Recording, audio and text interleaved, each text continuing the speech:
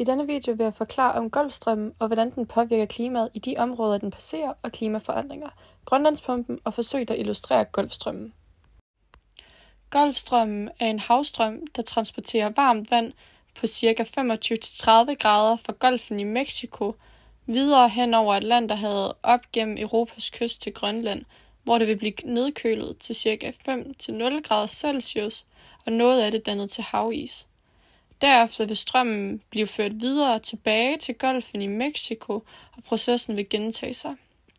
Havets forskel i temperatur ved Mexico og Grønland skyldes indstrålingsvinklen, som ved ækvator, hvor Mexico ligger, er stærkere end ved polerne ved Grønland. Når vandet fra Golfen i Mexico rammer østkysten på Grønland, vil det blive afkølet, og vandoverfladen vil blive frosset til. Når overfladevandet fryser, udskilles der salt, og saltkoncentrationen i det resterende overfladevand øges. Det bliver tungere og tungere og falder mod havbunden. Når det kolde vand, som har en lavere densitet end varmt vand, synker mod havbunden, begynder det nu at vende tilbage mod den mexicanske golf igen. Dette fænomen kaldes for Grønlandspumpen.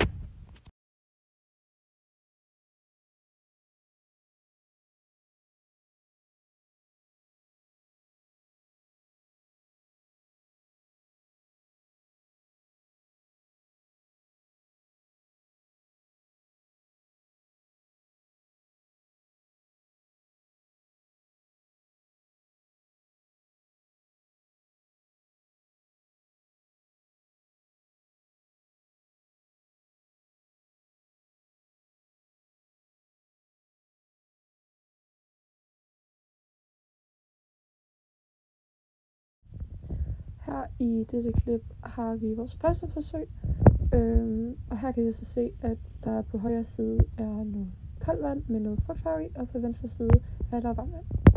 Det der sker her, det er, at det kolde vand det synker ned mod bunden, og det er fordi koldt vand har en lavere densitet end varmt vand. Og når der er noget, der har en højere densitet, betyder det, at massen er højere end den samme volumen, og vil derfor altid lægge sig på bunden. Så har vi her vores andet forsøg. På venstre side i forsøget, der har vi noget vand med salt og farve i, og på højre side har vi bare noget normalt vand. Når vandet får salt i, så øges densiteten også, og den vil dermed også falde til bunden, som det var, at vi forklarede i forsøget før. Og her kan man så se, hvordan det er, at saltvandet breder sig på bunden. Her i det tredje forsøg, der har vi på venstre side en varmepumpe, der vil varme vandet op over noget rød farve, der skal vise det varme vand fra Golfen i Mexico. Og på den venstre side, der har vi nogle isterninger, der afkøler vandet, og noget blå farve, der skal vise isen på Grønland. Vi kan her se i vores forsøg, at det blå vand søger til bunds, og det breder sig hen over havbunden, og altså bunden af vores beholder. Når vandet det så bliver opvarmet, så søger det mod toppen, fordi det nu har fået en lavere densitet og lægger sig på overfladen.